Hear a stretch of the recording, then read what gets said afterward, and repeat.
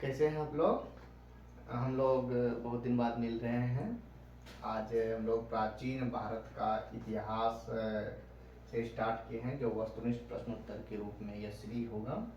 इसमें हम लोग ने स्टार्ट किया है पहला महाजनपद काल। हम लोग जानते हैं कि भगवान बुद्ध और महावीर जो थे उस समय के काल को महाजनपद काल कहा जाता है।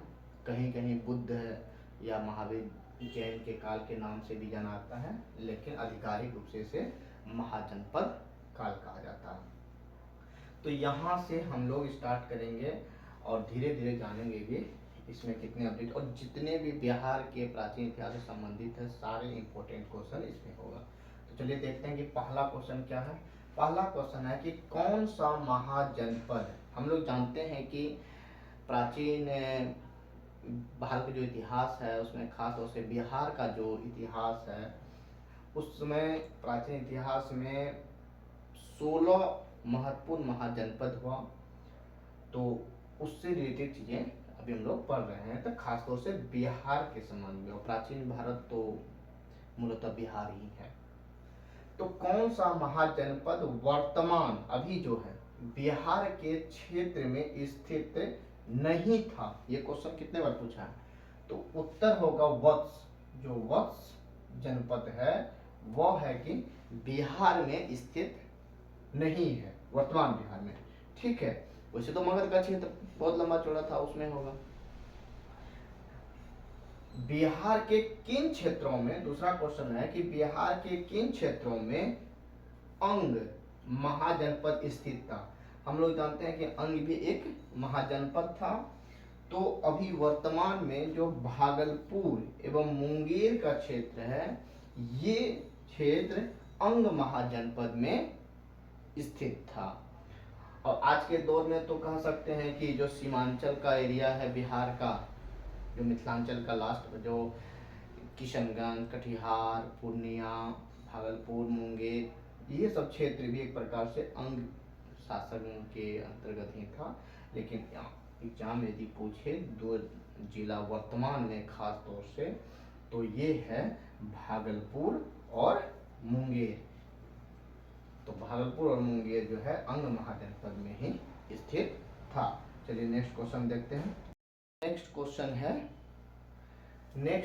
है कि छठी शताब्दी अर्थात बौद्ध के समय, ठीक है, ईसा पूर्व छठी शताब्दी ईसा पूर्व में भारत में 16 महाजनपदों, अभी हमने चर्चा किया कि भारत में कितने जनपद थे महाजनपद, तो 16 महाजनपद।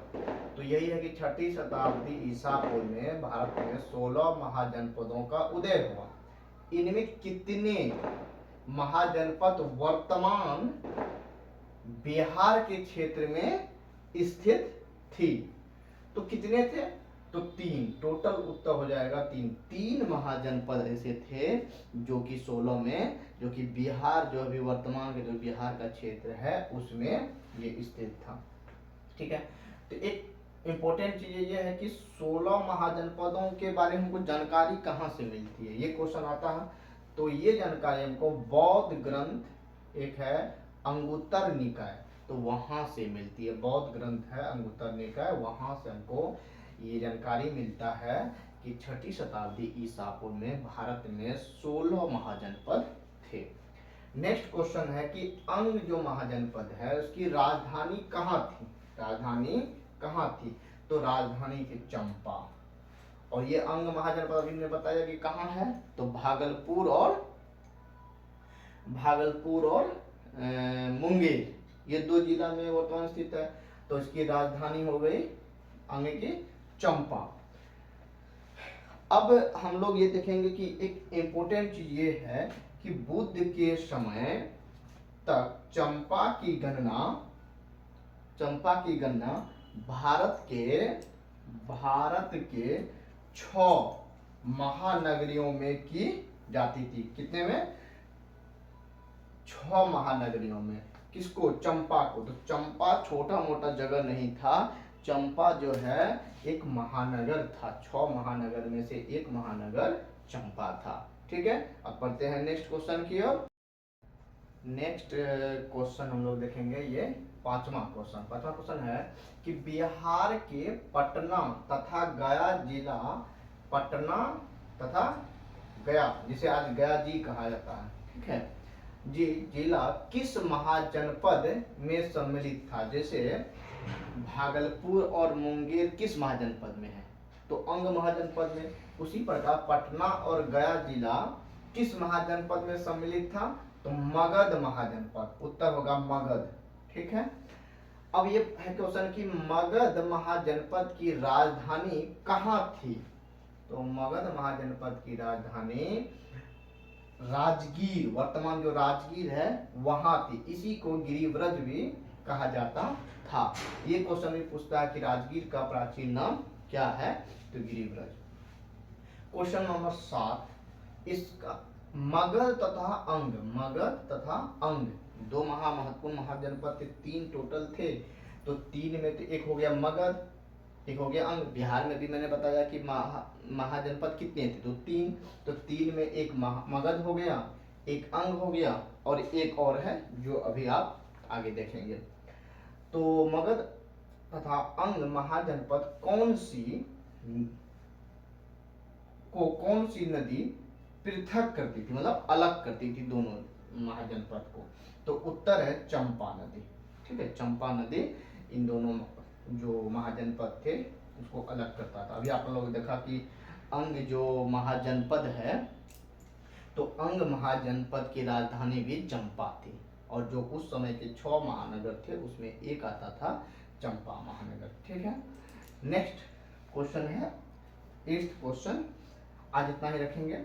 बिहार में स्थित कौन सा महाजनपद 8, टोटल कितने? 8 राज्यों का एक संघ था, 8 राज्यों का एक संघ था। तो ऐसा कौन सा महाजनपद जो 8 राज्य उसमें थे, छोटे छोटे संघ थे? तो कौन थे? तो वज्जी संघ, उसको कहता है वज्जी। तो कौन सा महाजनपद? तो वज्जी महाजनपद, इसको वज्जी संघ भी कहा जाता था। तो इसी के सदस्य थे, और हम लोग जानते हैं कि वैशाली, ये सब इसी के हिस्से थे वज्जी के। और जो सबसे पुराना, जो प्राचीनतम लोकतंत्र का जन्म हुआ कहा जाता है, वह वज्जी महासंघ में ही, जो वैशाली जगह है वही। तो आगे चल के पढ़ेंगे वैशाली जो वज्जी संघ है उसमें 8 कौन कौन राज्य थे। तो हम लोगों ने आज 8th क्वेश्चन देखा और उसका उत्तर भी जाना। तो इस प्रकार प्राचीन भारत का हम लोगों ने महाजनपद काल से क्वेश्चन और आंसर स्टार्ट किए हैं। धीरे धीरे इसमें जितने भी प्राचीन भारत के हैं संपूर्ण क्वेश्चन पहले बताएंगे, फिर मिडवल और मॉडर्न में जाएंगे। तो एक अभी तुरंत आप लोगों को मैंने बताया कि जो बिहार जो वर्तमान है उसमें 16 महाजनपद में 3 महाजनपद बिहार में स्थित था। तो वह 3 महाजनपद का नाम भी मैंने अभी बताया है। आप लोग को कमेंट में बताना है कि वह 3 महाजनपद कौन कौन था। Thank you.